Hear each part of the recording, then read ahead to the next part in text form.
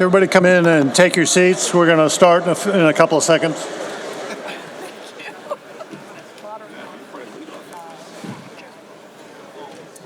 You can all have a seat. All right. It's alive. I start a little bit early today because we have this robust panel that I didn't want to get time limited on, so it's important to us. And I appreciate you all coming and sitting down. That's unusual that you actually listened to somebody. So, okay, well, I'm again Jim Robb, the president of NTSA, and it's phase 2 of the opening ceremonies. And this particular, as I said before, this particular panel represents some success on our part of expanding our reach into the Department of Homeland Security, improving our relationships with the Secretary of Defense.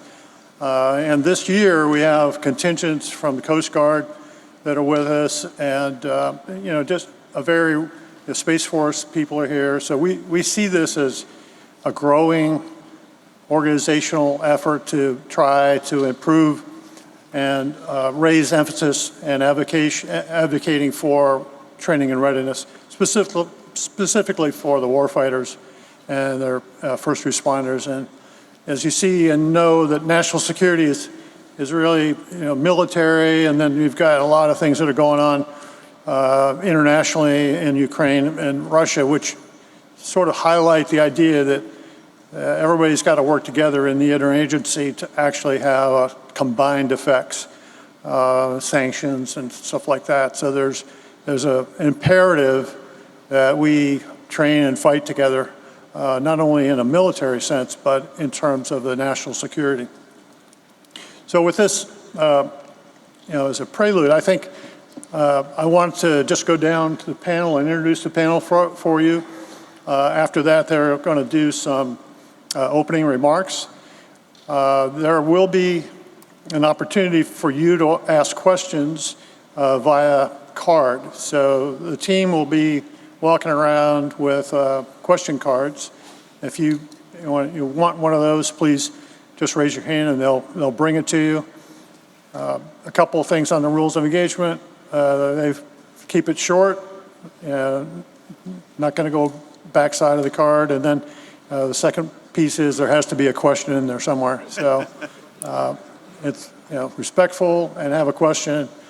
Make it simple, and maybe you'll get on the docket. There may be a difficult time, but we'll see what happens. So let me go through the panel introductions, because it's again, I just want you to know a little bit about the powerhouse group that's here and where they come from.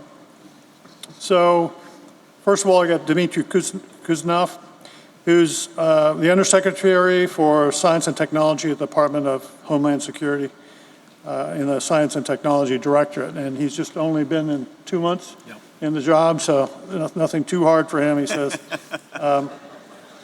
But as a science advisor to the Homeland Security Secretary, he heads research and development, innovation, testing, evaluation in support of the department's Homeland operational components. And Homeland Security has 14 different groups in there, I think.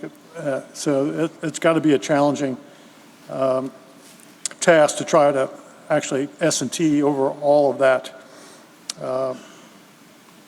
So please help me a warm welcome for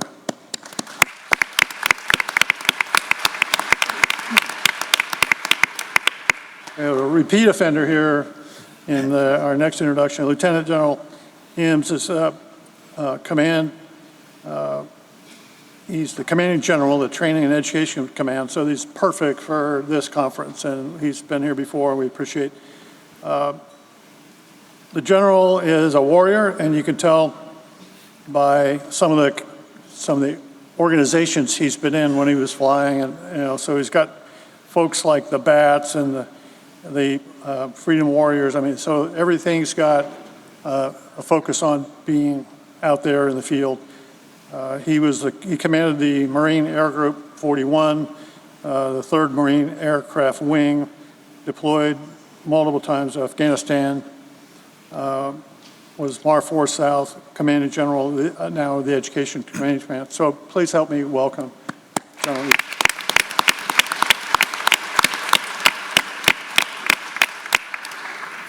Our next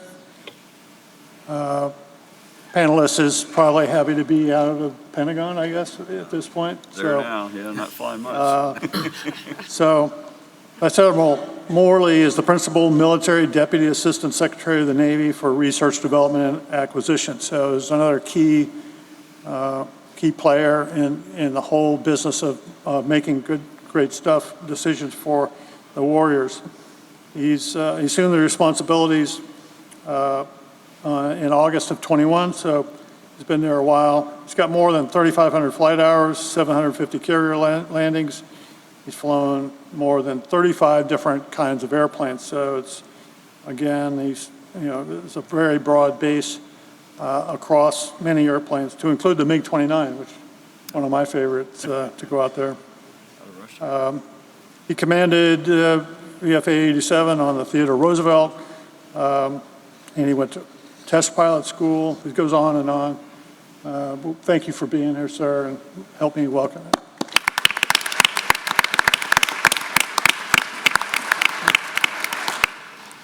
Next, we've got Carolyn Baxter, who is the Deputy Assistant Secretary of Defense for Force Education and Training, U.S. OSD-PNR. So we really thank you for bringing a contingent and being here with us today. It's we know that we've got to have policy and we need some top-down help on things, so you being here is very important to us. So in her role, she serves as a principal senior authority of the development of DoD policy on issues related to military education training across the joint force. So that's, again, another sweet spot for the folks that are here. Her responsibilities include military and joint training policy, professional military education, training capability modernization, financial readiness, which I would love, career investment programs to include voluntary education, credentialing, and apprenticeship policies. So again, these are all things that we're working on here, and we look forward. I know she's got a message of transformation, right? And it's we look forward to hearing from you. So help me welcome Ms. Baxter.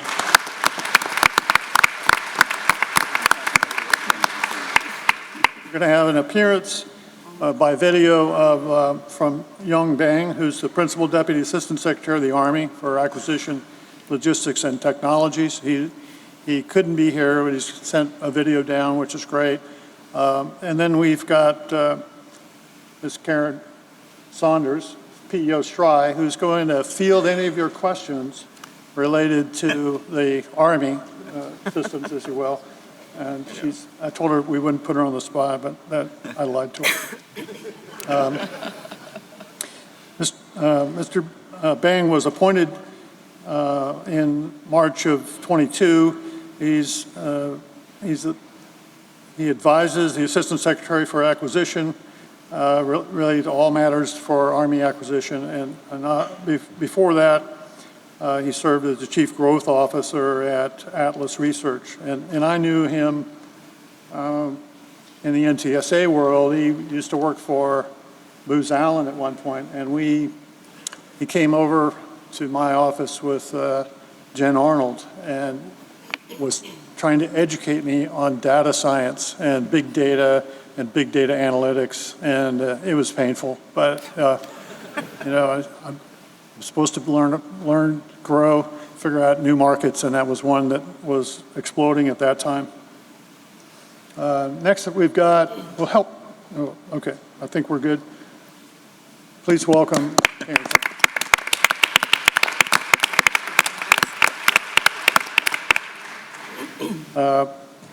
Next, we've got our next adventure into space, Dr. Lisa Costa. She's a member of the SES, Senior Executive Service, She's the first permanent Chief Technology and Innovation Officer at the Space Force. So this is when you read her bio, it's got to be interesting in there. So, I mean, you just want to find out the detail, and maybe she'll tell some of that.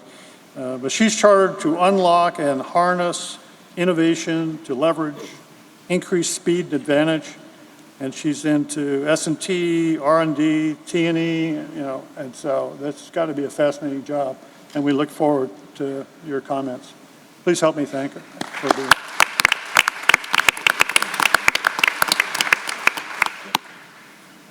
And then, let me see.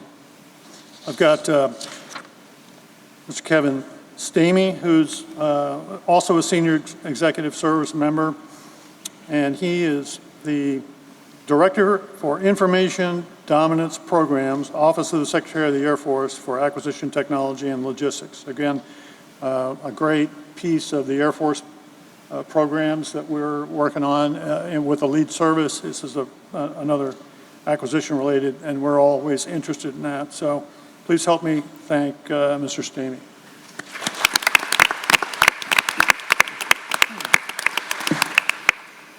All right, so our international participant this year, Lieutenant General Michael Clausen. He's the Chief of Operations for the Swedish Army. And so this is an interesting area for us, obviously, with international, which we have 50 countries represented at ITSEC every year. But he's also obviously got, we're interested in NATO, we're interested in defense in Europe, and I think he'll be able to help us with that. He took over the job in September of 2020. He's also head of plans for policy department, defense staff. He's commanding officer of a ISAF rotation, and he's had several tours at NATO. Commanding officer of the Armed Forces Land Warfare Center. So it goes on, and he began as a tank company commander. So that's a good place to start.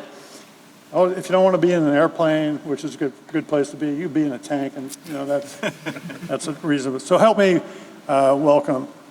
So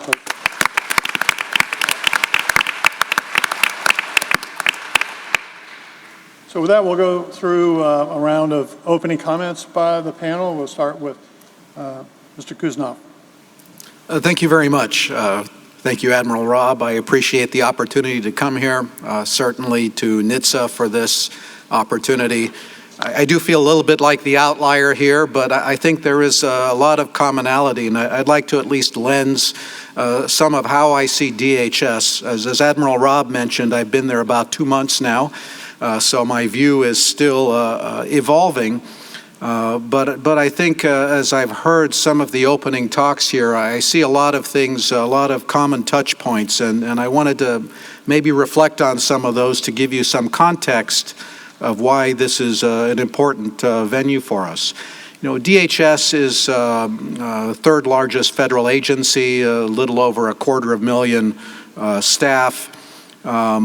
Most of them are in law enforcement business, so it is really the largest law enforcement entity, very operationally driven, and dealing with complex threats is really lens through how we look at the mission of Homeland Security. There are a lot of different authorities, as I'm learning, and this impacts how we do the job, and there is an interesting global reach. The mission statement of DHS includes the words, to safeguard our people, our homeland, our values. And so I think that has a lot of resonance. In terms of the components, so, it's science and technology for a purpose. It's in support of the operational parts of the department, which includes a lot of things you care about and know about. Components like FEMA, the Federal Emergency Management Agency. It includes the U.S. Coast Guard, the U.S. Secret Service, CISA, the Cybersecurity and Infrastructure Agency, also, which protects our critical infrastructure in the U.S. Customs and Border Protection, ICE, Citizenship and Immigration Services, Transportation Security Administration, which also isn't only flight, it includes pipelines and other things. And then we couple with literally millions of first responders around the country. So, why science and technology? Because, in my view as a scientist, science does not necessarily lead technology. Technology doesn't necessarily lead science. They can evolve independently, and I view them as separate things with a different purpose. And as we prioritize, a lot of our success is going to be measured on our ability to deliver, to reduce risk, to enhance security, to improve resilience.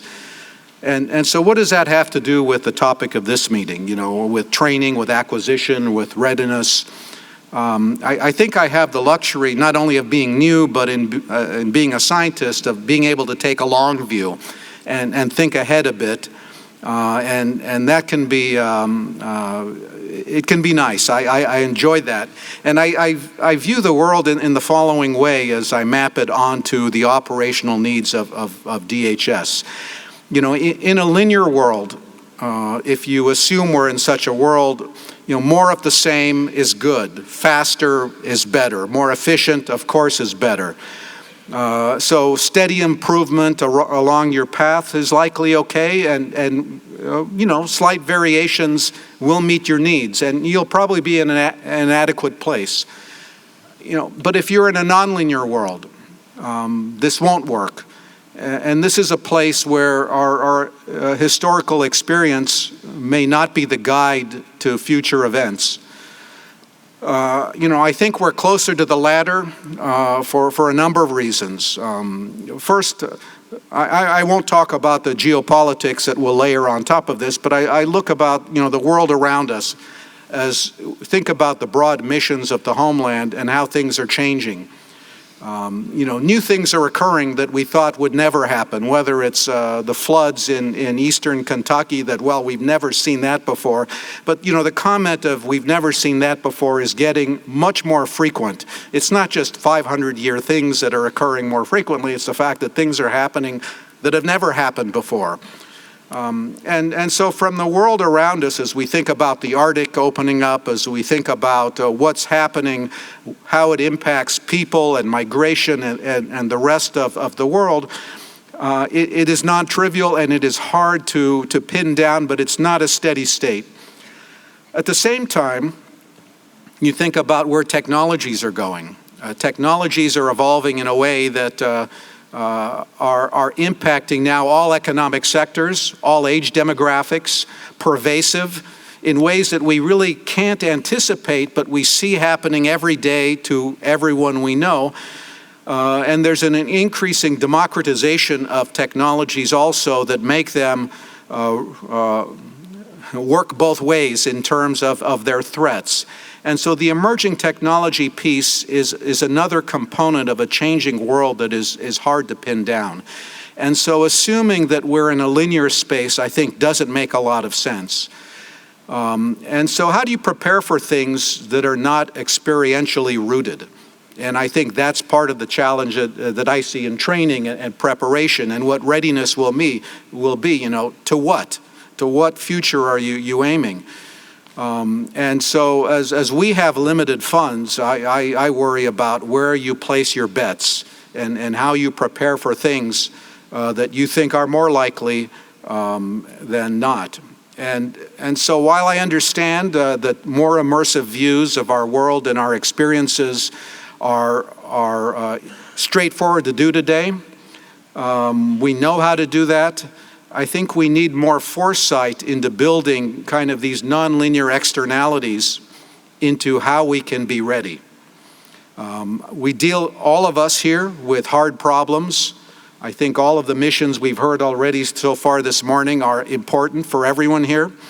And I'm happy to be here to learn about how we can figure out what's being done and how we can build on this as we move forward in the things that are important to us at DHS and likely important to you as well. So thank you. Thank you.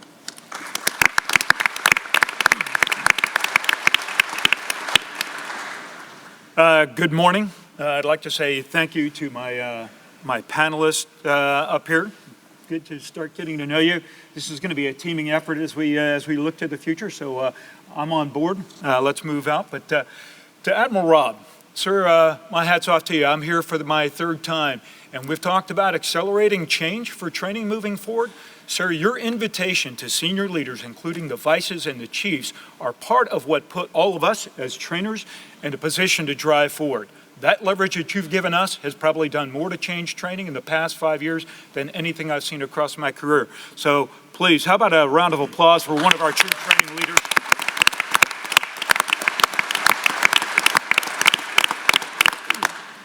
So our Marines are out there right now operating in increasingly contested environments. And our ability to act as the nation's Naval Expeditionary Force in readiness today is directly linked to how we're going to train now, but even more so, how we're going to revolutionize and or accelerate training for the future.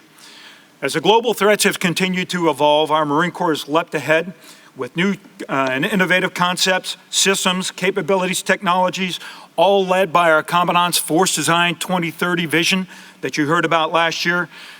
But as we look to the future, our training and education forms must be at least in step, in stride, or a fast follow if we're going to stay on board with these emergent warfighting approaches. We need to make sure that we're at scope and scale so that we continue with an overmatched capability against the global competitors. I tell you that the foundation of our Marine Corps, though, is the Marines that fill our ranks day in and day out. The infrastructure that we have, our aircraft, our weapons, our concepts, our capabilities, are all just supporting efforts to what is our primary center of gravity, which is that young individual Marine. And the iterations that we're going to make going forward on the training and education continuum and support of force design must reckon the fact, in my opinion, that the alchemy of what it takes to make a Marine cannot change. And that what we're going to do is we're going to take that Marine, and as was iterated by Mr. Sullivan, we're going to equip the Marine. We're going to build on the foundation of what we know is great to improve the quality, efficiency, and capability of our Corps going forward. In pursuit of the Commandant's Force Design Initiative's imperatives for change, your Marine Corps sees the need for survivable stand-in forces that will be existing and persisting inside the weapons and engagement zones of our adversaries to mutually contest the space now, not to advance through or fight through later. A purpose-built Naval Expeditionary Force that will maneuver throughout the littorals, that will hold our adversaries at risk day in and day out, that will work with our partner nation forces out there across the joint force while hiding close to the threat. Marines and all forces, ashore, airborne, afloat, must be capable of sensing, communicating through multiple terrestrial and extraterrestrial transportation communication layers, use organic and precision munitions to close naval kill webs, even when GPS and PNT is denied and or degraded. The operational forces across our joint force have seen this, they've recognized it, and they've advanced significantly in the last year. I tell you that all you need to do is look at such forums as Project Convergence 22, Nimble Fire, the Corps' only force design experiments, and I will tell you that I think although this forum that we have here at ITSEC has been very visionary in the past, that the operational forces, due to the threat, have, because of these imperatives, accelerated out in front of us. So again, now we find ourselves in the fast follow-up. Our Commandant, while he has written Force Design 2030, is now on his third in the trilogy of the documents. So we've had talent management, so we've got equipping, manning. The next one to come out is going to be Training and Education 2030, which should complete the trilogy that our Commandant is responsible for man, train, and equip. So what are you going to see in this document? So I think this will be informative for industry. This is where we take TCOM, the Commandant's standard bearer for the Marine Corps and our lead trainer, and refocuses us on our 5 foundational mission essential tasks. Making Marines, giving them operational or occupational training, giving them professional military education, conducting unit level training and advanced individual training, and then service level training exercises. And while we have progressed all of these in the past couple of years, it's time to take new steps. And in that vein, when we change, we're going to do it under 4 principles. 2 first principles: everything has to be about lethality and warfighting, and then rigorous, repeatable standards. And then when we do make change, and we're thinking about how we resource that, it has to be force design first, and then modernization second. To that end, TCOM has 3 overarching projects as we move to the future: Triumph, Trident, and AAA. Triumph is going to be our educational forum, where we're going to focus, as was alluded to earlier by the Vice, on 21st century learning. How do we appeal to the learning modalities of the individual Marine that is out there? How do we pick up asynchronous learning so that you learn at the speed and intellect of the individual, not in a timed, regimented piece that most of us actually grew up with? And how do we put more instructors into the field that can instruct across all of these modalities? We've got Project Trident, which is going to be focused on naval integration. As we think about how we're going to close a joint or a naval kill web in the future, how do you train an individual to know what they need to do in that forum to close a kill web? What is a terrestrial versus an extraterrestrial transportation communication layer? How do you weave your way through these? How do you actually use multiple sets of precision munitions to close a kill web on an advanced adversary peer level threat? We don't have those right now, but we need the curriculum, and we need our current naval forces at EWTGs and at our EOTGs to train our future forces and our future Marines and sailors exactly how to do that. And then lastly, we're building Project AAA, which many of you are familiar with. This is our LVCT environment to provide architecture and integrate, employ, and train all of our advanced concepts and capabilities across our force and the joint force. We see a synthetic capability that blends all of our force-on-force training systems, our simulation, and our simulators, such that, as Mr. Sullivan pointed out, we're not just training our individual Marines and our units, but we're training decision makers with AI to the high end, so that when we do have the next fight, and it is coming, that we're actually going to be ready, relevant, and capable for that fight. So I would just close with this. Since our inception, our Marine Corps has been in constant state of evolution and revolution. We've been steadfast in being the most adaptable to persevere on the battlefield. And I would tell you, if you reflect back about 8 years ago, it's in this time frame we were on our first amphibious campaign through Guadalcanal.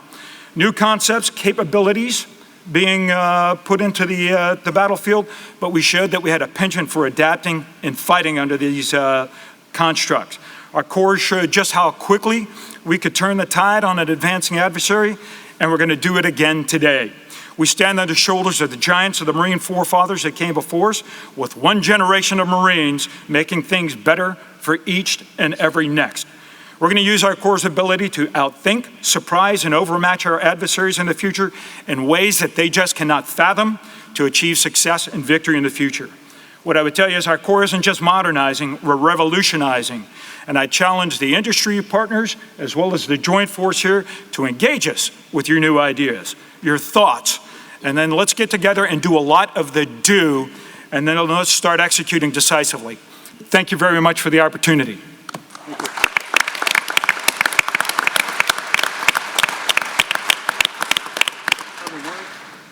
All right, good morning, everybody. It is great to be in Orlando. I speak for most of the folks on this panel. It's good to be out of DC. It's starting to get cold. I tell you, there's something magic down here. I know from the Navy acquisition world, everybody we ever send down here never comes back. They stay here. So it is an amazing community of collective know-how, which I'll talk a little bit about. Hey, and so, you know, my title has 9 words in it, and 2 of them are deputy and assistant. So I don't get out much, so it is good to be here. I, too, would like to thank, though, Admiral Rob. Thanks for you and all the organizers for this just tremendous venue and tremendous gathering and collection of expertise in this mission area of training and simulation and all that everybody does, both from the policy, from the operational, and from the technical side as well. So it's just really a wonderful event every year. I'd also, I think, worth noting that this Central Florida area is really an exemplary example of of just the combined technical innovation in this area and field. There's very few places in the country like it, where we've got, the Navy, the Army, the Air Force, UCF, the technology belt, everybody around in a center of excellence in this mission area. So again, my hat's off to everybody who takes a big role in that. That's pretty great. So I think the timing for this conference is great this year as well. The Department of Defense has just recently published all the strategies, right? General Alvin talked about how well coordinated and coherent they are. That is a good thing to see. The National Defense Strategy, Nuclear Posture Review, and Missile Defense Review all came out together, and then all the reciprocating strategies as well. And of course, a common theme, which all of you are aware, which is our sense of urgency, of course, is the competing geopolitical world that we live in now. Gone are the days of the post-Cold War non-existential threat environment, and today we have global competitors, which drives a huge sense of urgency. It drives speed, drives a need to think, act, and operate differently. And so I think that's a common theme that you're hearing here today. I think it's also worth noting, despite our challenging competitors in the world and growing Chinese Navy or what have you out there, I would tell you that we still are the best manned, trained, and equipped in the world. Our kit's the best out there. Our ability to fight, our operations, our tactics are still the strongest. I had the opportunity in my past role to travel the world and, quite honestly, sell our stuff, both in material and in operations, and quite honestly in our culture. And do not undersell our brand. We are the partner of choice, and we do a lot of things right. But complacency is failure. The competition gap is narrowing, and henceforth, that's why we're all here, right? And this sense of urgency to do. So I'm the acquisition guy. Lots of, the material side of things. Certainly there are challenges. There always are. Whether it's budget pressures, today's inflation, which is a little unique for the last few decades, supply chain disruptions that are coming out of COVID across the world, industrial workforce shortages, particularly, in our major industrial workplaces is a big challenge, all there. All of those are working against us, in driving time, cost, schedule, et cetera. But I recently spent, it was a few weeks ago, spent a couple days in Silicon Valley. And, our leading innovators and entrepreneurs oftentimes ask themselves three kind of basic questions as they look to what they're going to pursue, which resonated with me. Why this? Why now? And why me? All right, so thinking of that in this, I think that's a good way to frame the challenges that we're all here to address within this conference and our jobs normally. So this is really the theme of this conference, right? Accelerating change.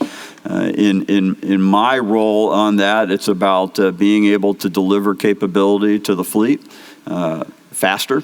And certainly at a cost that's affordable so that we can have the right capacity that we need to do that. Okay, those are common themes, but why this? Why now? Well, I would tell you that we, everybody, the world, inside or outside DoD, have been struggling with and victims in a lot of ways with the growing complexity of technology and our ability to develop it. Our systems engineering approach is really founded from the ballistic missile development with General Shriver and the Air Force gang that really brought that complicated system forward. But we now have growingly live in a world of hundreds of millions of lines of code to interoperate with other hundreds of millions of lines of code, and there's just no way that process works without failure and without elongating the development times, without discovering problems downrange, and we've seen it inside and outside DoD. Okay, so that's this, but what is unique today, I would tell you, is that the technology has provided us the tools to help bend this curve, okay? And we've talked about some of them already in the earlier speeches, but if you talk digital design, model-based systems engineering, model-based test and evaluation, digital design to digital manufacturing, digital twin, all these type of things are tools that we're seeing the most innovative companies out in the world today are bending that curve of development in that cycle, okay? So that's the this. Why now is evident from what I just said about the geopolitical world we live in today. And the why me or why you is because that is our challenge, folks. This is the era that we live in. We are in our jobs with our experience, with our opportunity to influence in whatever way, shape, or form in this era. And so the challenge that I certainly challenge our workforce is we've got to bring that home, right? We've got to drive the delta outcomes of these technologies, not just talk about them, not just build a plastic tool by 3D printing, but actually make a difference in bending the curve of development and cost to do that. So how does that apply here? Well, it applies many ways. First off, obviously, I talked about how Orlando is or Central Florida in general, such a major hub. From the Navy Marine Corps side on that, our team, led by Captain Dan Cavelli and his team, they're at Orlando alongside Army Marine Corps training system commands, working very closely with our Air Force colleagues at Wright-Patt, and of course UCF and their training expertise they bring here. Just an amazing focus. What you'll see, I mentioned a lot of those tools to bend the curve. It's all very digitally based, right? So this model-based systems engineering is huge, not only for the development of operational capability in the fleet, but the training systems that go along with it. And you all know this better than I do, but you have to develop training systems that are they're incredibly complex to interoperate with other training systems to provide the full experience, if you will. If you think of, in my terms, a carrier strike group. You've got ships and airplanes and radars and missiles and all sorts of other things that all have to work together, and we have to be able to train in that environment now. This digital thread, the digital twin, the model-based systems engineering, model-based test and evaluation is allowing us to develop that in a way to see the interconnectedness. You make one change in one software of one vehicle and how that's going to ripple effect through the strike group, not only operationally, but in the training systems. And with this digital thread and this digital design that relates and the model-based engineering that you all are doing and starting to bring to the fold, we can shorten that trial and error time by orders of magnitude. And so that is significant. So that's kind of, I think, where I'll probably leave it. That's the challenge from the material acquisition side. We've got to bring this stuff home and deliver and really drive the delta outcomes. To Mr. Sullivan, his theme towards the end, he talked about asking why a lot, and he also ended with the how. I was reading a book I brought with me on the plane last night flying down here. I think it's called A Beautiful Question. And it really is talking about how, to innovate, you need to ask the right questions, right? But they kind of divided it into three basic questions to ask. Why, what if, and how. Okay, so the why drives you to where to innovate. The what if drives you to the application. And the how drives you to the implementation, the do. So our challenge, I believe, we have to continue to ask these questions constantly. But I would tell you, in the world that we're in now, with taking advantage of the tools that are on the precipice of really driving delta outcomes, it's time to focus on the how in this business. We know what we want to do, and we know what the results will be. We've got to drive it home, and I think that's our collective challenge. So look forward to the discussion. Thank you very much.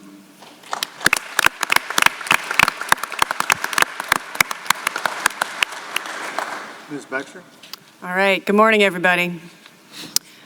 Thank you, Admiral Robb. Thank you to be on this panel with my panelists. As Deputy Assistant Secretary of Defense for Force Education and Training, this might be my first ITSEC, but I do really feel quite right at home. I'm really excited to be here. I'm excited to engage in as much of a dialogue as we can. I recognize that a big bunch of panelists in front of a really big room does not seemed synonymous with dialogue, so I'm going to try to be fast.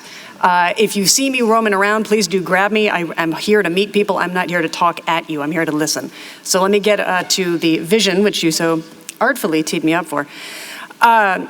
When I first started thinking through what I wanted to talk about at this conference, the theme of accelerate change by transforming training really did sink into me quite a lot. That's exactly what my team and I have been focused on since I swore into this job in August 2021.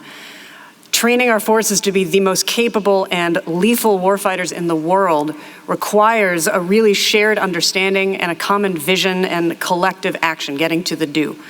What I hope to do during this limited time that I've got on the stage with you today is to begin kind of building the shared understanding of what my office is trying to achieve, and then to start discussing how we can all work together on the road ahead. So let me start by being very blunt. We are running out of time. We're running out of time to rethink, to refresh, and to transform military training. This is not news, but I want that message to really get across over and over and over. We're really running out of time. Because of that, DoD leaders at all levels, myself and people above me, have really recognized that this is true, and my team and I are really running full tilt to address it head on. FY23 is really going to be the year of training in DoD. The engagement of leadership is really enabling my office to make some important and long overdue changes to the way that we approach and rapidly implement this shift. For starters, the DoD outlined the kind of paradigm shift that really shot across the bow in 2020 with the Joint Operational Training Infrastructure Strategy, or JOTI strategy. And I'll quote from it: field a realistic, DoD-wide training capability providing realistic, high-end, interoperable, multi-domain training against a peer adversary in a contested environment. This is a really ambitious mandate. We have about 10 years to do it. This is 2022. And it's something that the DoD really has to achieve if we want to enhance our readiness and preserve that military advantage that makes us the most competent lethal warfighting force today. It's not enough to have the right equipment if we don't have the people trained to know how to use it, when to use it, and why. Those questions, the when, the how, and the why, are only getting more complicated. Everything that we're seeing that's happening right now in Ukraine, in the Indo-Pacific, proves that to be true. So it's not just enough to have the stuff.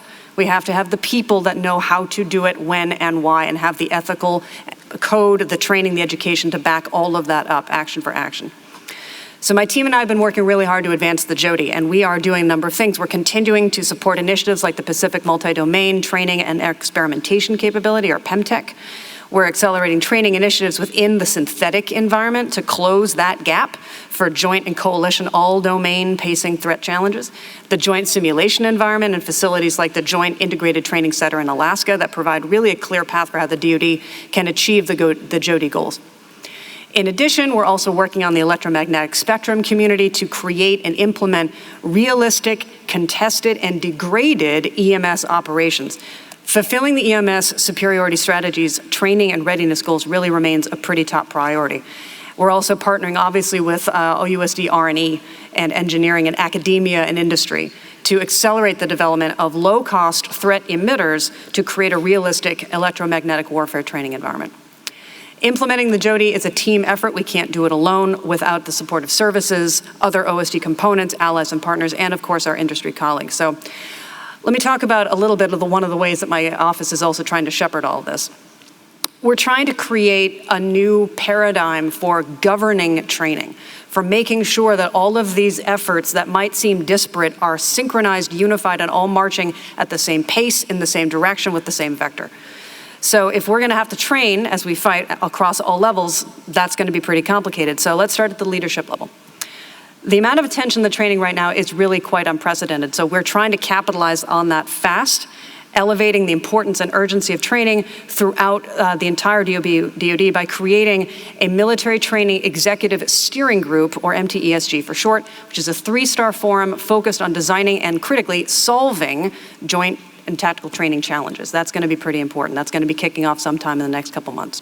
At the planner and flag level, my office has created and is implementing a cross-service data collection strategy, the 4-letter word, that will feed into existing DoD policy and budget processes and inform and drive actionable decision-making.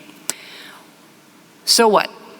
Awesome. You're talking to me about things that you're standing up. It's governance. I get it. Why does it matter? Why do we care? It matters because now DoD is going to have a process to identify training gaps and coordinate current and future training activities and capabilities to fill them. It's going to help the training community continue focusing on great power competition without losing sight of those potential black swan events, as well as innovate, ensuring data and requirements from the field feed into planning and acquisition pipelines. It's going to help the department get the biggest bang for every taxpayer buck that we get. There are also no service-specific fights anymore. That is also true, and there's no individual service that's going to own the next fight. Neither will a single country. Just look at what's happening in Ukraine, the coalition of countries that are sharing weapons and tools and training tactics and techniques. Ukrainian soldiers are learning as they train. It's a really striking example of why we as the training community need to improve our interoperability and fast. Combined and joint training enhances our ability to plan and execute responses, improves our capabilities, and fosters security cooperation. So that's one of the many reasons why we are working to include allies and partners in the next iteration of the JODI strategy going forward. Really gone out of the days when we can kind of hand wave training away. Warfare is obviously way too complicated for that now. So what's the road ahead?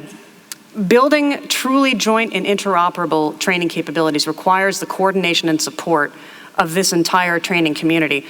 So let me charge a couple of these different segments of populations with some actions, and I really encourage you to all to engage with my office as much as you can. So first, to the training shops within the services, please continue to dialogue directly with my office. Share your ideas in the MTCG, which I chair, and the MTESG that my office at the ASD level and the Joint Staff will chair, as well as reaching out directly to us. Share your training data and your pain points. Please, please share your data and your pain points. To our allies and partners, we're going to be in this fight together, so we need to train together too. That means obviously our TTPs, our systems, our platforms need to talk to each other, need to be interoperable. The lines of code is going to be an increasing challenge. Please work with us to overcome long-standing obstacles and develop realistic and relevant training capabilities. To our industry colleagues, you are our partners in designing and producing the training tools, systems, and equipment required to protect our national security and position our service members for success. It is imperative that there is no communication gap between us. We cannot afford to let requirements get lost in translation. Please listen carefully to what we need in terms of requirements and capability and performance. Ask questions, push back, ensure we're on the same page. We need to collaborate to find ways to take the ideas of warfighting, mesh them with technology, prototype systems quickly. I am frustrated by systems that look like the last 20 years of conflict. I'm frustrated by that. Industry and DoD program managers need to embrace experimentation so that we can quickly move to field training capabilities. Tech solutions without requirements are not solutions. They're stuff, and we don't need stuff. So let's align on the requirements and start from there, using data to make sure that those requirements we think we have are validated and we can identify where they're at, and then partner to try to do that quickly. As a reminder, everything that we're doing is a living thing. The JODI is a living document. We're moving at the speed of relevance, trying to outpace and outthink our adversary. It's the first time we've had a real peer in a while. We're trying to do really hard things. We cannot do them alone. No one likes to hear, I'm OSD, I'm here to help. Nonetheless, what we're trying to build is something that is going to serve all of this community. So like I said at the beginning, if you see me on the floor, grab my elbow, pull me into a sidebar. I'm here to talk to you, and I want to get your ideas. So with that, I'll leave it there. Thank you very much for having me.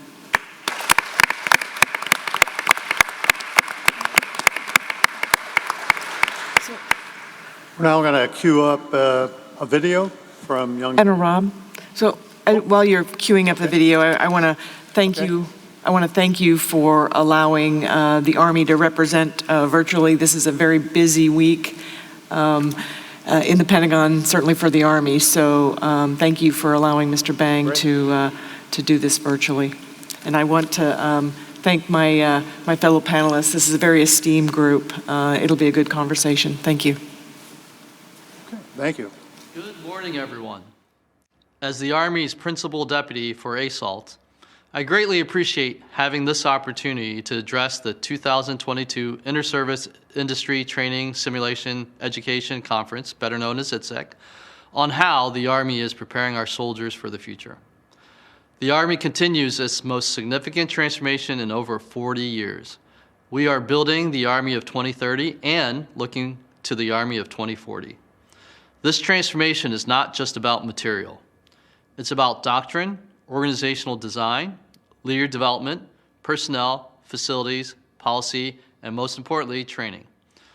Our mission is to deliver an Army so capable that no one wants to fight us. If called to fight, we will win decisively. We will win by developing cohesive teams that are disciplined, fit, and highly trained. Train as you fight as you train conveys the tactical and technical confidence, and our initiatives our soldiers gain through physical and virtual training. I'd like to focus my remarks today on critical importance of providing our warfighters with realistic training opportunities. We know the future battlefield will be increasingly complex. Our women and men in uniform must be prepared for a wide range of perilous combat scenarios. While training in the physical world remains vital, we know that virtual technologies allow the Army to enhance training opportunities through the synthetic training environment. This virtual environment enables our soldiers to train wherever they are located, in classrooms and garrison, aboard C-130s on their way to deployments, allowing them to jump into operations they have already trained for and rehearsed repeatedly. Through the synthetic training environment, they can enter any location in the world virtually and train in any possible combat environment. This gives our warfighters a tremendous advantage. Our Program Executive Officer for Simulation Training and Instrumentation, PEO STRI, Ms. Karen Stonders, is charged with delivering the Army's synthetic training environment, a holistic live, virtual, and constructed training environment. I'm pleased that she is representing the Army Acquisition Community on today's panel. Karen and her team have been asked by Army senior leaders to deliver an agile live training capability 4 years earlier than planned, with initial assessment in the fourth quarter of fiscal year 2024. This is just one of her focus areas. The other areas, including the Soldier Monitoring System 2, the next generation in soldier tracking technology, the persistent cyber training environment, which is featured in the PEO STRI booth here at the conference. This training platform will allow cyber mission forces from across the services to train together in realistic environments with additional cyber maneuver space. There is more, but I'll let Karen fill in the blanks for you. The Army is building a multi-domain force as part of our integrated joint force. Training has a central role. Training is the context of mission rehearsals with our joint partners. Training in the context of exercises with our joint and coalition partners. Training in the context of successful combat operations. All these scenarios are dependent on realistic training, physical and virtual. Our focus in acquisition remains on collaboration, cooperation, and unity of effort. We are working to ensure our joint warfighters are ready to deter adversaries and, if necessary, face any challenge on the battlefield today and in the future and return home safely. Our ultimate success in transforming the Army relies on teamwork. We often say that modernization is a team sport. We work across the Army and across the services. We work with our allies and partners, and most importantly, we work with our industry representatives. The creativity and innovation from industry and entrepreneurs working with the Army's research and development community and our acquisition professionals are vital in ensuring America's Army and our armed forces remain second to none. I've enjoyed being with you virtually this morning. Thank you for your time and attention, and all good wishes for another successful conference. All right.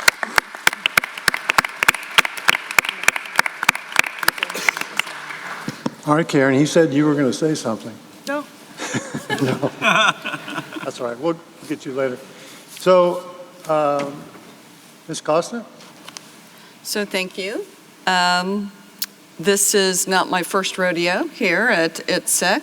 I think I first presented in 1994 here. So I was building one of the very first video game engines for DoD and the very first for special operations for mission rehearsal and target familiarization.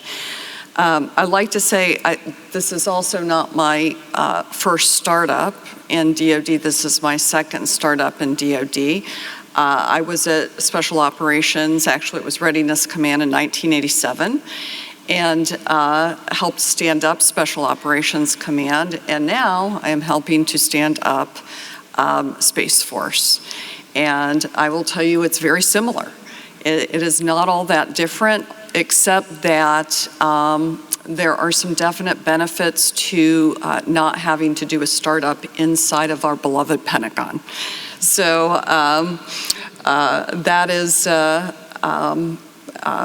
certainly a challenge, especially as General Bratton mentioned earlier, that we're an incredibly small force. And so what the heck is a CTIO, right? That's my role, Chief Technology and Innovation Officer. And it's really an amalgam of Chief Scientist, Chief Data Officer, CIO, CTO, Chief Digital Officer, you name it. And it's not so much about the individual roles, but it's about the convergence of those roles in one office, and the fact that we're an incredibly flat organization that allows us to get things done. So what I want to talk about this morning, though, is kind of how the world has changed, right, since 1987, and I showed up at MacDill Air Force Base. And how it is today. So I want to talk about the fact that space at that time, right, was really considered just an enabler, right? You've got a bunch of sensors up there, they're providing data. We've got these very low bandwidth, kind of old, clunky ground stations, and if you're lucky, you get some data out of them, you know, in a couple of weeks, right, after they've collected, because it takes time to get the data, analyze it, and to put it out there, right, for people to use. That is not today's space environment. Today's space environment, and I'm sure, you know, you read the papers just like everyone, is incredibly busy. And it is not benign, it is contested.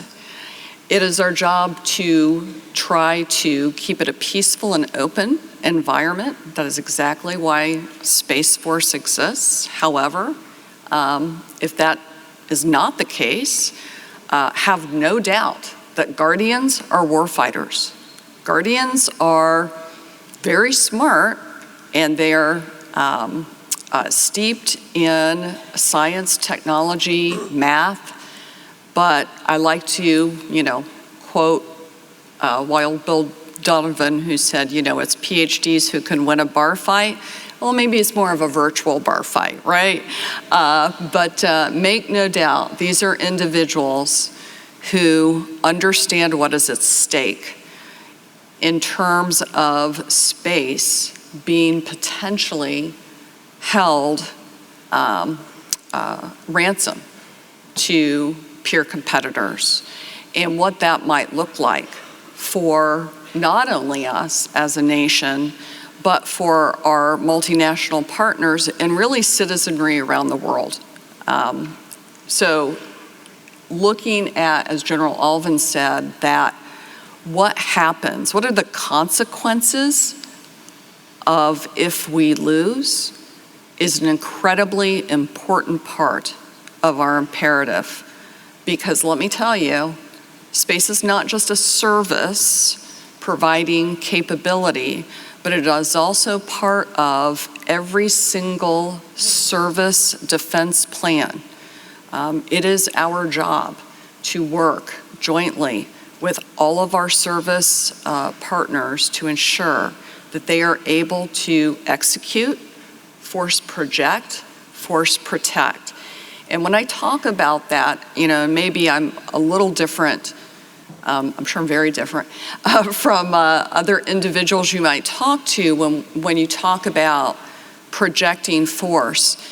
If you're talking at the service level, a lot of times they're talking about very large entities, right? Huge aircraft carriers, huge battle groups. I talk about the 12-man ODA or the Marine Expeditionary Unit that's out there. Those are the folks that we need to be sure that we are able to get information to. And if we are not talking joint, we will fail. We will fail if we are unable to communicate the impact and the courses of action to a joint combatant commander in their AOR with regard to space.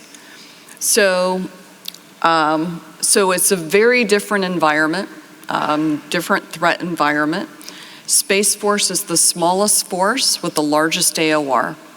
So think about that. How do we actually maintain, manage, and then protect almost a limitless, right, an AOR. So it is why partnerships is one of the 3 imperatives for Space Force. And when I talk about partnerships, you know, obviously I'm talking about industry and academia, but I'm also talking about standing up separate science and technology institutes. In fact, we're doing that as we speak. We will be forming the first Science and Technology Institute focused on space domain awareness and ex-geo, right? The space that's past geosynchronous orbit. We are very much engaged, and in fact, we've made several trips now working with our multinational partners in looking at science and technology futures and how that is going to fundamentally impact the investments that we make in terms of force design and the investments in terms of the mix of national technical means in combination with commercial assets. So again, that's also part of what has changed in our environment. We now do have, right, these commercial assets that are up there that we can take advantage of. The question is, to what degree, to what end, and in what locations. And so that is an important part of our force design element that we're looking at. And then fundamentally what we have done is we have developed an operational training and test infrastructure strategy, a plan, if you will. This means that we are focused on, as Sean Bratton was talking about earlier, being able to allow our guardians the ability to move information and to be able to operate with models and not just a single asset, right? So this is where things have changed too. It's not just about training on a single weapon system. You have to cross-train. Cross-training is incredibly important. Speaking joint is incredibly important. And that's what our guardians have to be able to do. So it's not just about, and you know, I loved Van's keynote this morning about cooperation, right, between organizations. No longer can we take modeling and simulation capabilities that are focused on teaching one thing, right? Like a flight simulator, and I just learned that. Well, yeah, I gotta learn that. But now I got to learn to dogfight in, you know, a environment that has lots of different assets in it. And now I have to actually be able to work with my Marine counterparts or my soft counterparts that might be on the ground. So having all of that integrated with a back-end infrastructure is really important. And we're going to talk about Space First tomorrow in a panel that Anthony Robbins is going to lead. So I want to put in a little plug for that. And then the last thing I want to talk about what has changed is the individuals, right, that we are bringing into the service. These are individuals who have grown up with true modeling and simulation capabilities, far better than what we are providing them today in the military. They grew up on Xbox. They grew up on Oculuses and Nintendos and et cetera. They have learned to navigate in different environments. They have learned to be able to team very quickly with multinational partners. You know, kids in the US playing with Israelis and French and others. They have learned to be able to operate different weapon systems, and they have learned what it is like to lose. Maybe, you know, not as critically as losing from a national perspective, but they are able to test and learn and then recreate and move from there. And I think that's the sorts of capabilities that we want to provide, not just to Guardians, but I think all of our servicemen and women. And with that, thanks.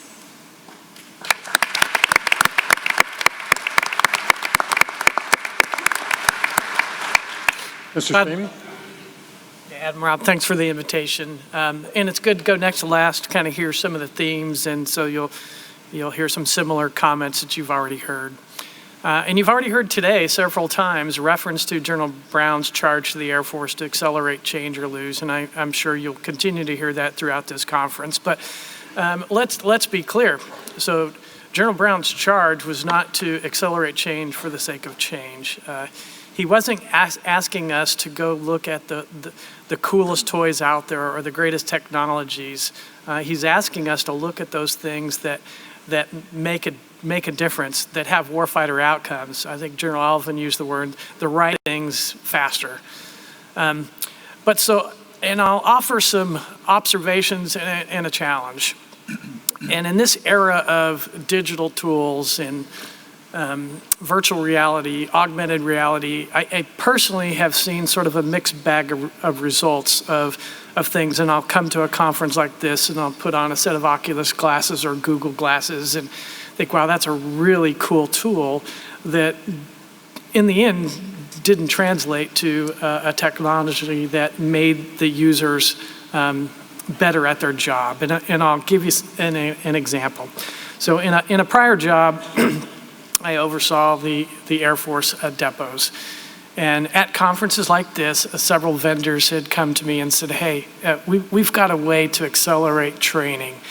And initially it seemed like, that seems really like an obvious technology because we frankly just didn't have the hardware to train the mechanics. We don't have enough broken stuff in all the various scenarios that we'd have to train these mechanics for, and we certainly don't want to break perfectly good things just so we can demonstrate how to repair them. So this technology of virtual reality seemed right up the alley to do that.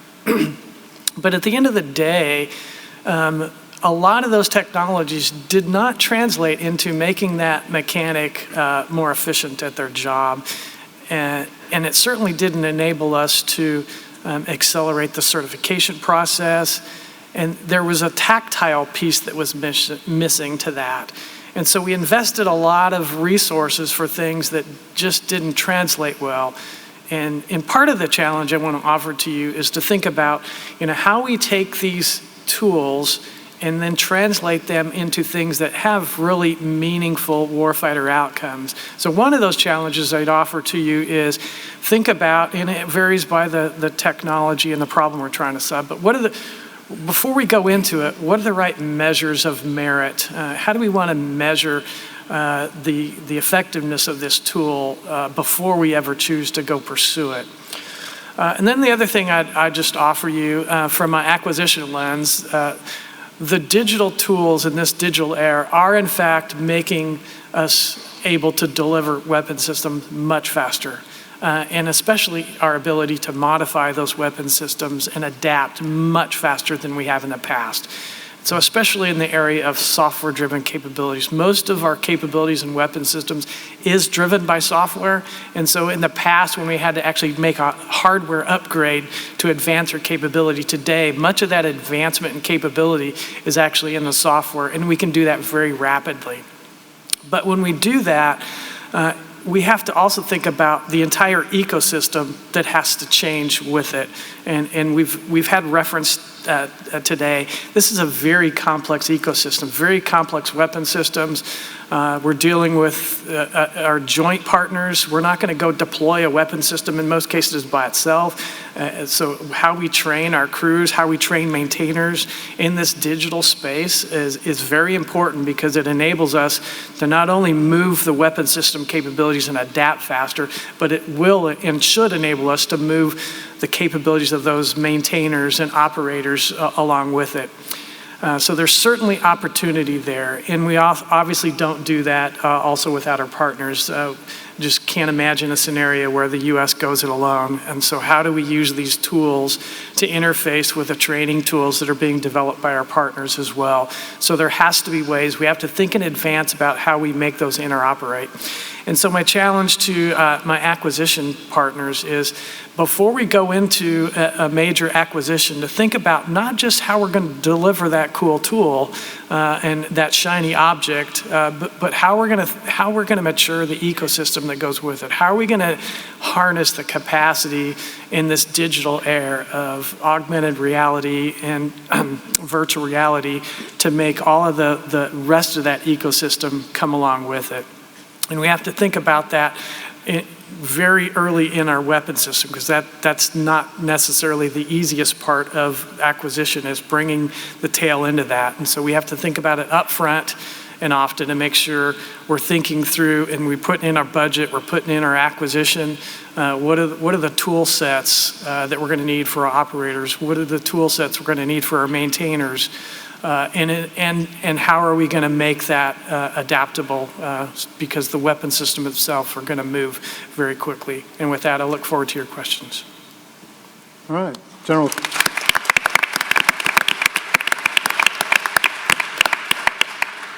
Clausen.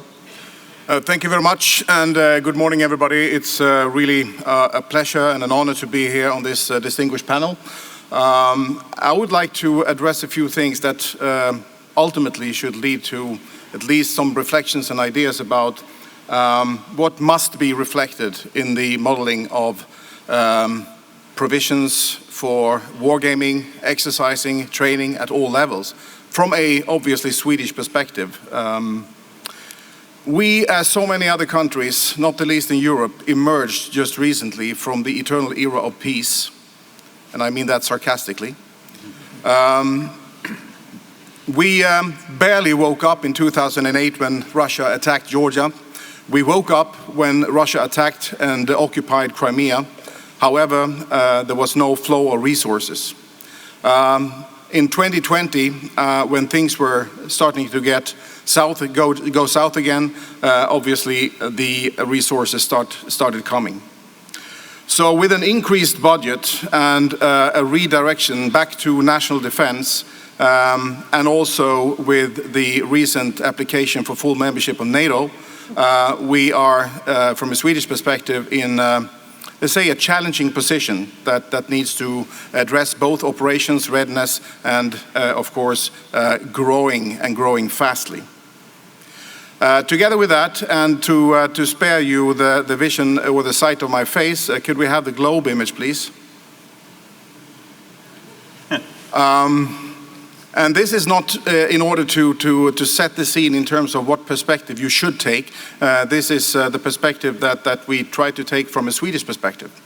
And as you well can see, our position is somewhat challenging as well, being very close to Russia. And looking at the Scandinavian peninsula, we are built together and connected to Russia and to the Kola Peninsula and some of the most sensitive capabilities of the Russian armed forces, or the Russian state, if you wish.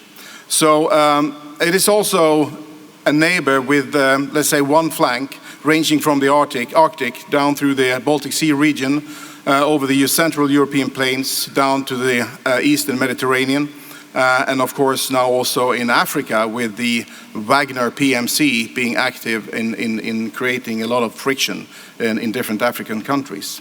So we are refocusing to build capability to become a joint warfighting force again, and at the same time integrate into NATO. However, even if there is a lot of people who started out in the Cold War like myself that says, well, let's do it in the way we did before. No, it's not a question about that. It's back to the future. Threats should be perceived broadly. There's been an awful lot of talk about hybrid warfare, leaving out sort of the conventional warfare part out of hybrid, and creating the image that hybrid would be something else less dangerous than real war. And what we see in Ukraine is real war, as we all know, and it's not pretty. It's war against society. It's not only war against the other side's military, it's war against society. And that is something that we historically tried to approach in the Nordic countries through what we refer to as total defense, a whole of society approach. However, I have not yet seen very much of a whole of government approach or whole of society type of approach in wargaming for the real. I mean, civilian aspects are often a background factor, but is not reflected fully in wargaming, for example, and other training contexts. So, having said that the threats should be perceived broadly, of course, this is something that really has to be reflected in how we go about modeling training exercises and, of course, also wargaming. It needs to be joint and combined. It needs to, in our case, to involve NATO for obvious reasons, but also other bi- and multilateral cooperation activities.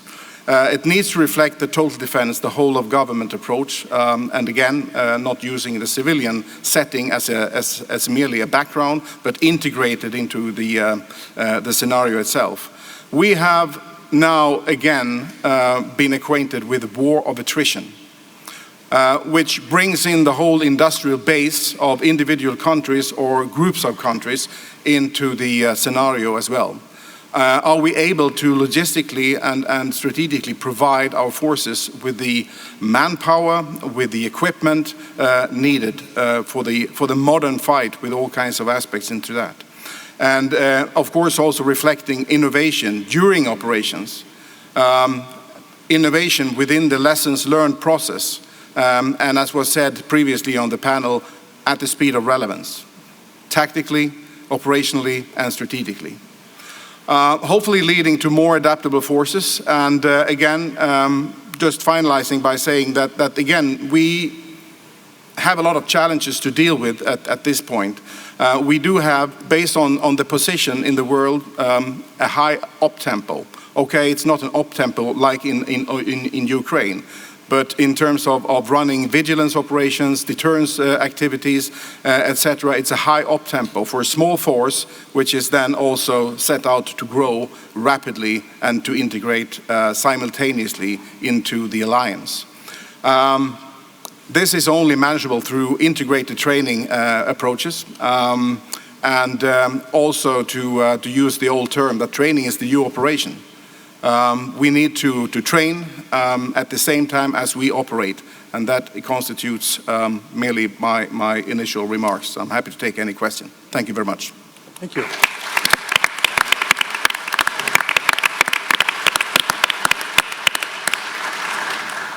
Okay, that's terrific, and I appreciate that. I'm glad we carved out some time to be able to do some Q&A. So I've only got about 45 questions. Only 2 or 3 of them, are not appropriate, but the rest of them are really pretty good. Let's start with those.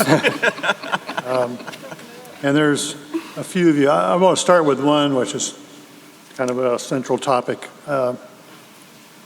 about, I guess this would be by Admiral Morley and maybe Mr. Stamey, which talks about generally, what would your 2030 acquisition reform objectives be?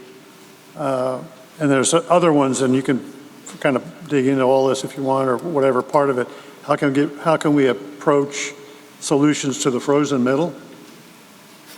And another one which just talks about concrete steps to update acquisition process so that we can accelerate change. Yeah, okay, thanks for that. I'll give that a shot a little bit. I don't know if this is right or not. I don't get too wrapped around the axle about process and reform and things like that. There's going to be these efforts. There are going to be things that folks are going to work on and all that. And they're important, and there's opportunity for gain there. But for the majority of folks, you got the rule set you have, and there's some real common basics that endure, okay, regardless of what the rules are out there, right? I mean, the opportunities are there. The Navy's going through a little cultural change right now. Some may be familiar, use the moniker, get real, get better. But really, this is the rollout of over 3 to 4 years of us taking a hard look at how we do business. Now, our conclusions and what we are doing is not new. These are enduring principles that successful, highly performing organizations do. And we have to reteach ourselves these sometimes in large organizations. And so we focused initially on readiness, because that was the challenge. And we spent, a couple of years going out looking at over a couple hundred companies, high-performing, world-class organizations, inside, outside government, and there's some common themes that wouldn't surprise you on there. But, these are, one, understand what is world-class performance. Don't just look inside your lifelines. We found out in naval aviation maintenance that we had very good 1980s aviation maintenance practices. We totally missed the post 9/11 revolution in aviation maintenance due to survivability needs of our airlines. And so that's from looking inside the lifeline. So you have to look outside and understand what world class is. Then you have to actually derive a plan, a schedule, okay? That's not just a straight line and a wag, but actually data-driven based off the understanding of constraints and what's possible. It should be a challenging schedule. It should not be an unrealistic schedule.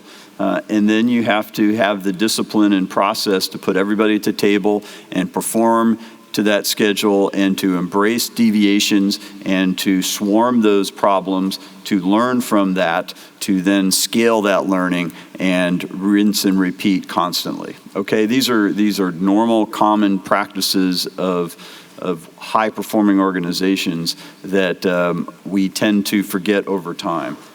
So, like how many have heard the question, oh, well, we're a little behind, but we had the holidays.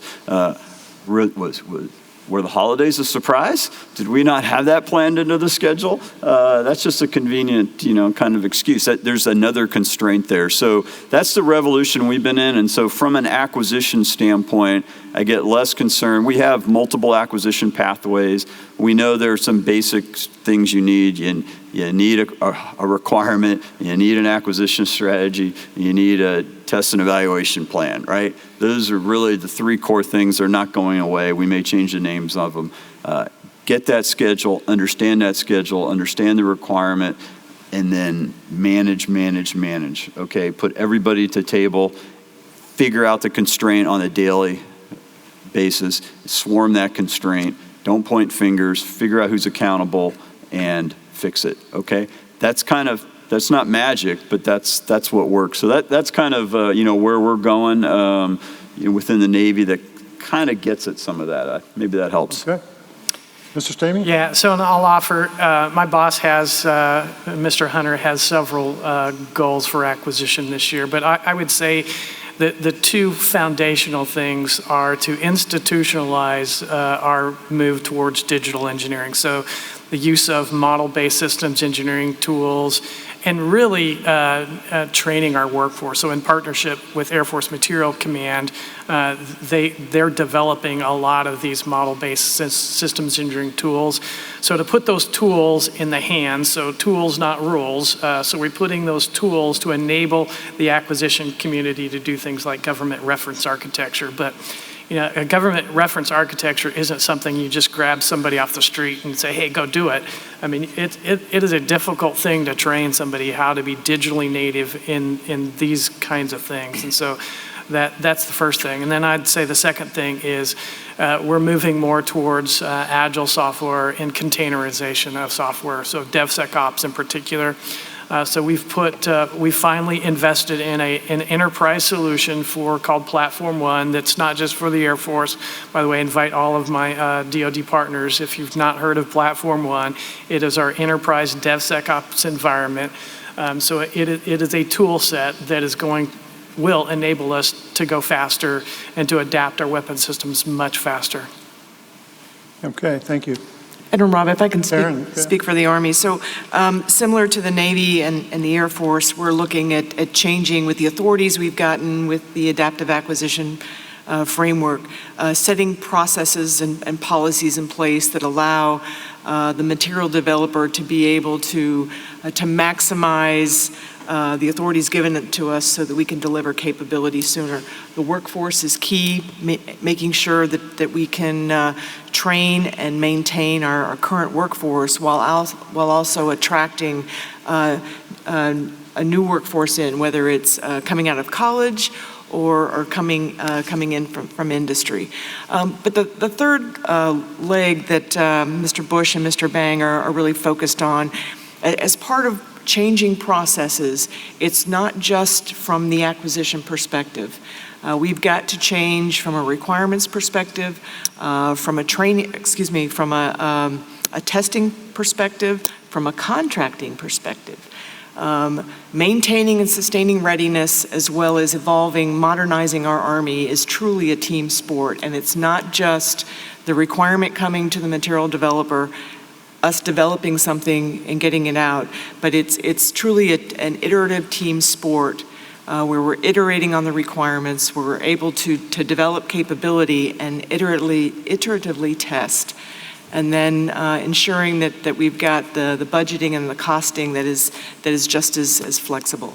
So those are our 3 lines. Sir. One other thing I would submit, it's not just the process, but we have to put a greater value on training. I think any of the assets that we're purchasing out there or acquiring, if you will, the first thing that happens when you become resource constrained is you start pushing things off of the program. And I would submit that for most of the folks in here, the first thing that we actually push off are the supporting training systems. The next thing that gets pushed off is the sustainment for the platform. And then we start talking about how we move the AOA into the out years of the fight up so that we can afford it in the near term. What we really need to do is we need to hold ourselves accountable that training systems will mean lives and capability for the platform when we put it in combat, and we've got to stop sacrificing that to just deliver the platform on time.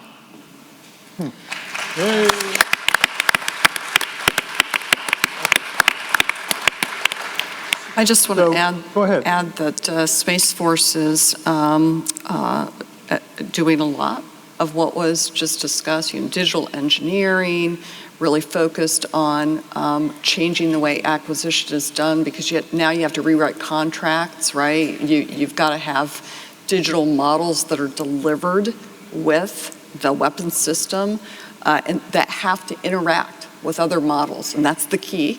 But we're also training our guardians to be co-creators. So we're creating supercoders, we're creating data scientists, so that at that very tactical edge, they are able to help create, quote, dilemmas that might exist or might come to fruition, and incorporate that into the training environment. And that's the vision, so that they can start to think about these, challenges that we haven't necessarily thought of. So I think that's also an important aspect. Thank you. Yeah, if I could comment also, just to add in on the solutions to the frozen middle. One place to just shed a little bit of light of some things that we try and do is for technologies that serve in the anti-terrorism world. If you're trying to develop a technology for that, a small company we find, or even large companies, can see a lot of risk. There is something at DHS that we work, it's called the Safety Act, which offers indemnification to companies to try and create the ecosystem for technologies that might get stuck. Good ideas out there, that just might be viewed as, well, what happens if it doesn't detect this or that? What is our liability? Well, there are protections that we can offer. We do this routinely almost every day. Again, you'll find these now at NFL stadiums. You'll find them at the Capitol. Well, you'll find them also in screening technologies at airports and other places like that. So there are ways to help depending on what it is. So what does acquisition look like in DHS in terms, I mean, you're doing the S&T layer, then what happens? So we do have the test and evaluation function for the large acquisitions for DHS. Overall, how it works, you know, it's a relatively new agency. I certainly know the anecdotes, how people think it works. I haven't kicked the tires entirely, but I do know that we do have a hard look at technologies before we put them into practice, and we do own this evaluation process to ensure that, especially as you're looking towards future risks and environments that are not today's environments, you know, how you can understand whether you're testing under the right conditions before these things get put into place. Okay, well, thank you. I know the challenges there. I had a contract with DHS back when I was a consultant, and it was in its infancy. Jay Cohen was, you know, back in the day, and it's hard. So especially with all the federated pieces underneath. If it makes you feel any better, the anecdotes are probably the same for an old organization too. Yeah. So I've got a lot of questions here for Ms. Baxter concerning your training vision. So one of the elements of it is, what is the international emphasis, or what is the mechanism by which you're going to bring the allies, you know, into that vision? Can you address that? Thanks for the question. So the mechanism by which we're going to bring allies and partners into the joint operational training infrastructure strategy is really going to rely on the degree to which we can ensure that interoperability between the systems and the TTPs.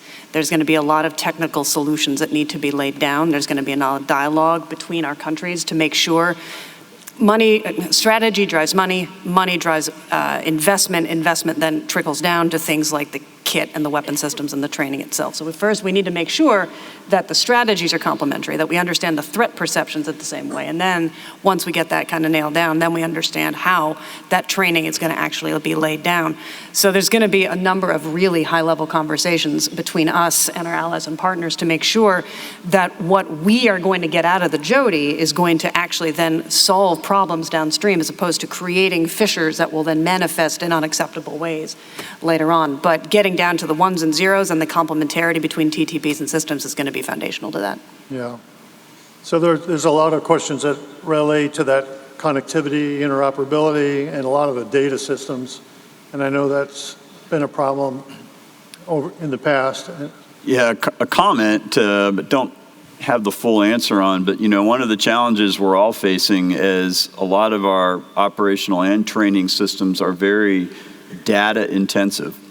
And because there is such a thing, not only for the U.S., but for our partners and allies of particular information that is germane to that nation, right? And there's a level of, you know, intended privacy and domestic needs for that. We've got to be smart on how we design. This is easier said than done, right? But we have to be cognizant of this fact and design our systems in such a way that allow for some level of flexibility on that, because that's going to exist. That challenge is not going to go away. I want to pile onto that, if I might. I see a lot of potential opportunities, but also a lot of threats in the burgeoning kind of reconstitution of the defense industrial bases of our allies and partners. For years, U.S. strategy has said NATO 2% GDP over and over and over again. For those who have listened to that and have stood up and really not only just warmed up, but sped up their defense industrial bases, there is the risk that the systems that they create will serve them and not be necessarily complementary or interoperable with our own. We need to start having those conversations very early on to ensure that our defense industrial bases, all of which are still kind of in the process of meeting the moment of great power competition as opposed to what we've been doing for 20 years. That's its own challenge. But the long-term implications of multiple defense industrial bases running at full tilt for the partner fight, allies and partners, U.S. never fights alone. We're an expeditionary power. Every fight's an away game. We need our allies and partners to build systems that work for them and with us too. That is unbelievably complex. So when we think about things like the Jody, wrapping allies and partners into it, making sure that our Space Force works with other allies and partner space forces, there's a lot of each nation's rightful defense industrial bases that, much like every service has its own Title X authority to man, train, and equip, these countries have the rightful authority to have a DIB that answers the mail for that country. However, if we are going to operate in an allied and partner coalition environment, there's going to be a lot of discussions about how all of those defense industrial bases need to talk to each other at the same time. Okay, thank you. Well, sort of very quickly, if we reference the Vice's comments this morning about no one of us is as smart as all of us, if we actually think about the warfighting domains of the future, no one of us is as capable as all of us. We're actually we have to fight as a coalition as we're moving forward to the future. So the quicker that we figure out how we combine our disparate data systems, training systems, so that we can actually start training together to prepare for the next fight, the better off we're going to be. There are software algorithms that are out there that are being developed that make our systems talk. Gone are the days that we actually have to find integration and interoperability at hardware levels. We can do that in essentially off-boarding software systems. And if you think about it from the perspective of Coca-Cola has a fabulous secret at what's inside the can, yet they sell it every single day to everybody across the globe. We can do the same thing with our data sets. It's not about what's really inside the soft drink. It's about what is the effect that we're trying to achieve. What's the taste that we need inside of our force? And we can move that data. We can move that effect across our systems without disrupting or essentially revealing the special sauce that's inside of any one of our nations, platforms, or services. Thank you. So that's really why I bring everybody together, because you don't talk to each other normally. So this is our way of working that problem. Yeah, you talk to people when you travel more than you talk to them at work.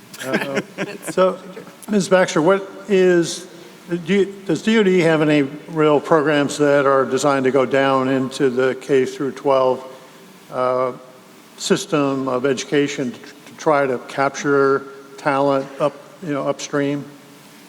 That's a great question. I can't speak to the K through 12 programs, but what that question really gets to is the problem of the pipeline that we've got, where as you cannot in industry hire people to diversify your workforces if those people aren't applying, we can't recruit and train people that have not decided that they want to serve. I mean, the question about what do I need to study to become a guardian, math and science, there's been a push in the DoD for STEM for longer, multiple orders of magnitude longer than I've served in this position. So K through 12 education is critical to getting that pipeline in place. The only reason I studied what I studied in college is because I heard about it in 8th grade. If I hadn't heard about it, I wouldn't have studied it. I probably wouldn't be here on this stage today. So actual physical, formal programs, I can't speak to that, but the pipeline is critical, and that's something that I think we are at the kind of the whip end of the decisions that are made outside of this building. Right. We're here to help with our STEM programs and pipeline. Karen, did you have a comment? So I think besides what kids are exposed to from an academic perspective on what they're going to study, I think it's very important to be exposed to the military, both the civilian and the military side of the house.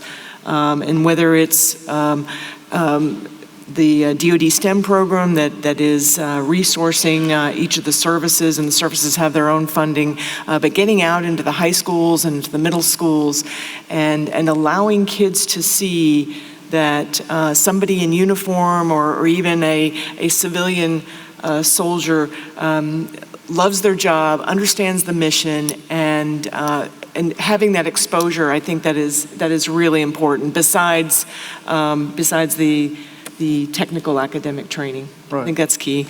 Go ahead. And I'll give one other aspect to this, maybe not as applicable for this group, but having a service and an enterprise that has a lot of big industrial production needs.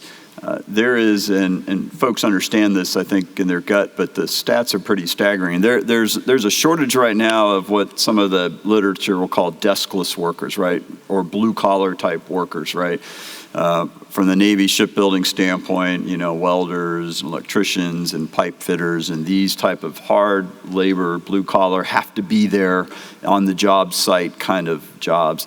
There's a shortage today. Our shipyards, private or public, can't fill those jobs today. And if you look at the stats for where we'll be in 10 years in this country and really across the globe for the demand for those type of workers and the shortage we expect to have, it's significant. So there's another area that, and oh, by the way, the target areas when we try to mitigate and address this are oftentimes the parents, right? Because, we all want our kids to go to college and get PhDs and do wonderful stuff, but there are some really debt-free, good livings that can be made in these professional skill sets that we kind of lost and we've devalued over a generation, and we're kind of paying for that now. So just another aspect to take a look at. Yeah. So we in Space Force are, talking to the kindergarten level, but no joke, we're starting at that age, right? So there was a call for volunteers to go out and speak to kindergarten through 12th grade. And I think I got assigned a school that was kindergarten to 6th grade, and they wanted me to talk to all of the classes, which was great. But what I really want to talk about, though, is that we have very analog policies for a digital environment still, though, within the military. We've got to change. So we provide up to, I think it's almost 27,000 classes via digital university to our guardians. However, the approach to managing those career fields, we upskill people, we train them, cross-train them, but now if they want to move into another, for example, AFPC, there is an arduous process to go through, and so I think we need to catch up in that area. Okay, go ahead. I'm just glad there are no comments from the panel about Marines and crayons. Oh. So in the last couple of minutes that we've got, it's really a great discussion. We could talk for a couple of hours, but lose lunch. So what I'd like to do is just go down the panel and ask, give you the opportunity to ask industry what they can do for you in your daily endeavors, and what can they focus on, how can they add value to your problem set. Starting with General Clausen. Industry can do a lot. I think that it was touched upon in the sense that we should not compete with each other in terms of the flow of competence. Instead, we can support each other in finding new ways. And in the military, we do love, as you all know, the different acronyms. And in this case, I would urge for the acronym ASFFGS. Apply some fantasy, for God's sake. All right. So I'll offer embrace open architectures as we want to interoperate amongst the services, if we want to interoperate with our partners, if we want to be able to adapt to change. Open architectures is where we've got to go. And I do see there have been consortiums that are beginning to break down those barriers, but we're not there yet. We've been talking about open architecture for a decade now, and I think we're just now starting to realize it. And there's certainly opportunity in this space as we interact with our training systems, as we talked about this very complex ecosystem, and the only way we'll ever get there is with open standards. So, yeah. Exactly what Kevin just said. The only thing I would add is that when you're developing code, imagine that you as a vendor are not going to be the ones that sustain and maintain it forever. We want our servicemen and women to be able to touch that code and make changes when needed and in real time. So think about that when you're doing your development. So I have a couple. First, certainly open architectures. I think that's the only way that we can continue as a community to be able to develop together, to be able to, as we develop an open architecture. Second is, I'm going to use that four-letter word that Van used, and that's data. But looking at data as a product, separating it out from the software. Data is extremely powerful in all phases of the acquisition process, and to include sustainment and maintenance, but looking at data as a product. Artificial intelligence and machine learning, I hear a lot of people using that term, and I'm not sure that everybody knows how to use it. Leveraging AI tools can be very, very, very powerful, especially when they're leveraged, and Van, I think you spoke about it earlier, in an ethical manner, or maybe it was General Alvin. But I'm all about implementing AI and ML tools within the training systems that I develop, but we have to do it in the right way, in an understandable way that we know that it truly is making our soldiers' job more efficient so they can spend time focusing on making harder decisions. That's all. Thanks. Thank you. Ms. Baxter? I'd say three things, and this builds off of what I've already said. First, nail the requirement. Work with us to really refine what the requirement is and nail it. Second, think beyond what that requirement is also. Think what's next. What is the next generation, the next iteration? How do you move beyond it? How do you improve it? Third, span the requirements. Every requirement exists in complementarity to something else. Help us think through what those interconnective tissues are and have a cohesive ecosystem of requirements that each fits in with each. Thanks. Challenge our production model. You ever wondered why it takes 2 years to build everything, right? Whether it's a box, a radio, or an airplane. And it's because we have a very efficient system designed on control of risk and capital. So once we pass a budget, we then contract with you. After that contract, you all start contracting with your subs, procure the long lead, procure the sub-assemblies, yada, yada, yada. Takes about 3 or 4 weeks of the back end once everything's collected to actually build the thing, okay? Roughly speaking, plus or minus depending. We need to challenge that assumption together. We need to compress those production timelines. We need to understand what incentives you need from us and what opportunities and risk are available to you in order to procure key long lead on your own, to stockpile certain things, to allow you to compete for better economic order quantities or more budgeting from us to be able to build something in 1 year, vice 2 years. We need to, the sense of urgency is here. This is the critical decade. Munitions is our first test in this. The sense of urgency and the need is clear. So we need to work together on that. Thanks.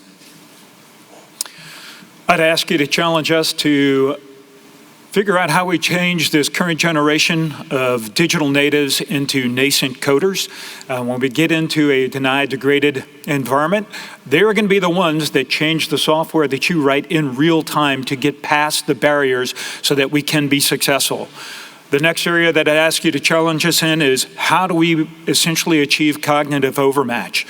One of the examples that was brought up this morning that I really appreciated was by Mr. Sullivan, that talks about using AI to build better decision-making tools to challenge individuals to better not just themselves compared to the aggregate, but better themselves to their personal best.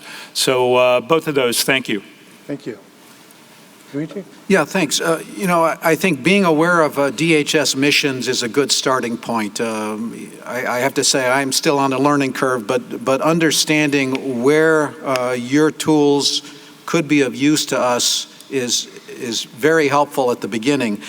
It's entirely possible, it's more than likely that our needs might not align with your commercialization paths.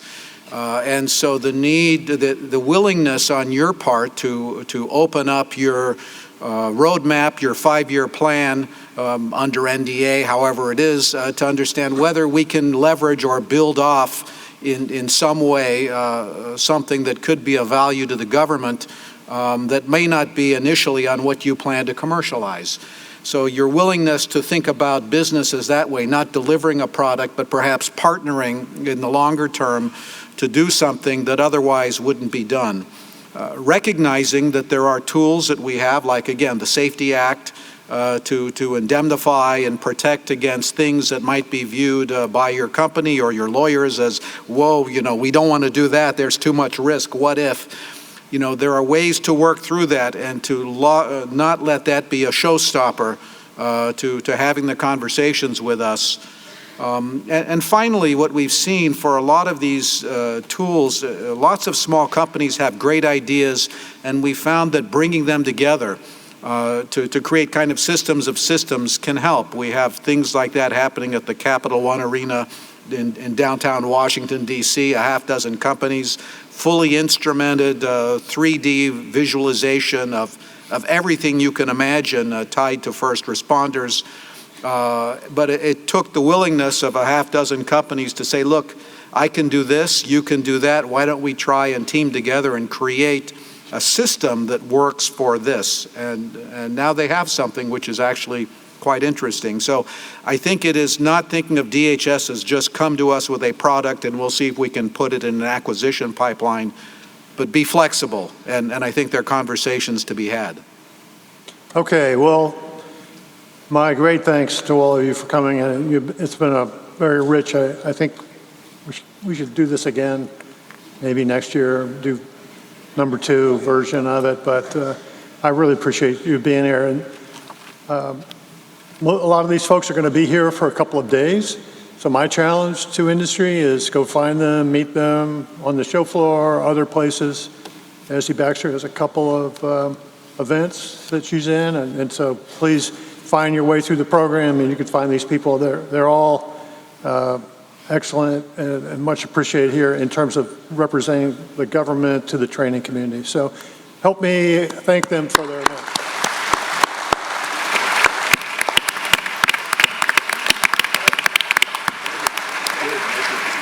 Okay, you're dismissed. Pleasure.